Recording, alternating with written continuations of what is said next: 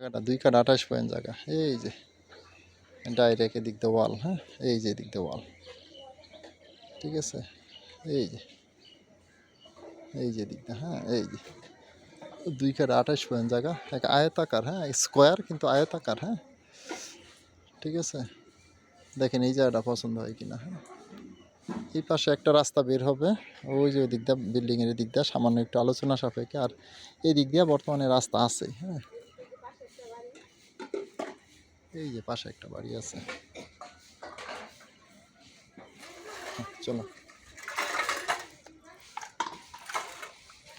এই যে দিকটা রাস্তা। হ্যাঁ রাস্তাটা যদিও পায়ে হাঁটার রাস্তা মতো মনে হচ্ছে, কিন্তু এটা যখন কাজ হবে ওই সময় এটা যাইয়া পুরোপুরি হবে আর কি।